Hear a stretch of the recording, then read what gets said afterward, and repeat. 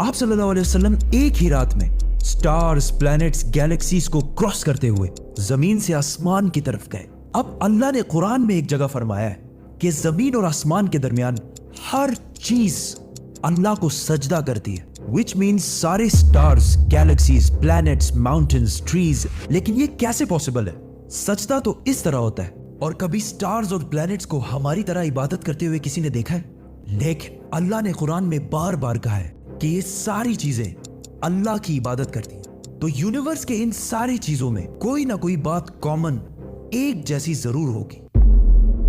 आज से बहुत साल पहले पूरी दुनिया का ये ख्याल था कि जमीन, अर्थ ही दुनिया का सेंटर है और जमीन तो साकिन है बेटा, जमीन रोटेट करती ही नहीं है, जमीन गर्दिश नहीं करती। लेकिन आज से 400 साल पहले गैलीलियो, जो एक इटालियन साइंटिस्ट थे, उसने दो लेंसेज को अलाइन करके रखा तो उसे पता चला कि ऐसे करने से दूर की चीजों को करीब से देखा जा सकता है। छोटे लेवल पर टेलीस्कोप्स दुनिया में पहले भी मौजूद थे, लेकिन इन्हें सिर्फ फौजी और समंदरी सफरों में यूज किया जाता था। लेकिन गैलीलियो ने इसी टेलीस्कोप को इंप्रूव करके इंसानों की तारीख में पहली दफा इसका रुख आसमान की तरफ किया, जिससे उसने दुनिया से पहली बार सूरज और चांद को बिल्कुल करीब से देखा। और गैलीलियो ने इन सारों की मूवमेंट को ऑब्जर्व करना शुरू किया। 1300 दुनियाओं को अगर मिला लिया जाए, इससे एक जुपिटर बनता है। गैलीलियो ने देखा कि ये भी बाकी प्लैनेट्स की तरह गोल है, लेकिन जुपिटर के ऊपर जो लाइट है वो महीने के डिफरेंट दिनों में बिल्कुल बदल रही है। और उसने देखा कि वीनस और सैटर्न का भी यही हाल है। अब ये सब कुछ तभी पॉसिबल था कि अगर ये सारी चीजें सूरज के गिर्द घूम रही हो, दुनिया के नहीं। गैलीलियो ने ये बातें पूरी दुनिया को बताई कि यूनिवर्स का सेंटर दुनिया नहीं बल्कि सूरज है। लेकिन इस बात को सुनकर यूरोप के सारे चर्चेस उसके दुश्मन बन गए, क्योंकि उस जमाने के पोप का ये ख्याल था कि जमीन ही यूनिवर्स का सेंटर है। और सिर्फ पोप का नहीं, पूरी दुनिया का ये ख्याल था। जमीन तो साकिन है। जिसकी वजह से गैलीलियो को चर्च से ये सजा मिली कि वो हमेशा के लिए घर में बंद कर दिया जाएगा। लेकिन गैलीलियो ने अपना काम जारी रखा और उसकी इन रिसर्चेस को बाद में पूरी दुनिया ने माना। इवन पोप ने भी गैलीलियो के मरने के 350 साल बाद पूरी दुनिया के सामने उससे माफी मांगी और कहा कि हम गलत थे और आप सही थे।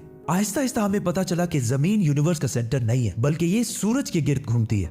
और सूरज भी कोई इतनी बड़ी चीज नहीं है, बल्कि सूरज तो इसके जैसे अरबों खरबों स्टार्स की तरह मिल्की वे गैलेक्सी का एक छोटा सा हिस्सा है। और ये मिल्की वे गैलेक्सी अरबों स्टार्स से बनी हुई है और ये सारे बिलियंस ऑफ स्टार्स एक ही सर्कल में घूम रहे हैं। हम तो सूरज के गिर्द घूम रहे हैं, तो सूरज जैसे अरबों खरबों स्टार्स मिलकर किसके गिर्द घूम रहे हैं? Super massive black hole. Have a supermassive black hole at their center. इस ब्लैक होल ने, जो हमारे सूरज से 40लाख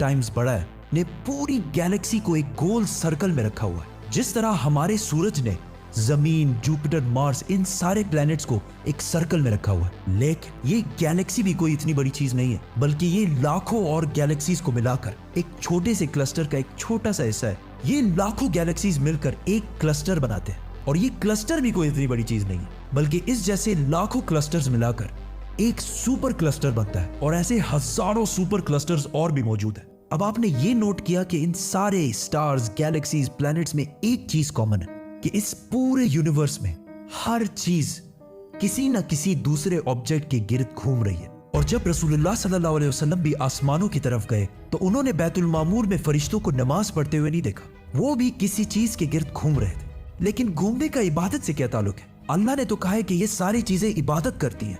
आपको पता है अल्लाह ने ये बात किस सूरत में कही है? सूरह हज में। हज में मुसलमान पूरी दुनिया से इस्लाम की सबसे मुकद्दस और होली जगह काबा के पास जाते हैं और बार बार इसके गिर्द घूमते हैं। अब इस सर्कल करने का मतलब क्या है?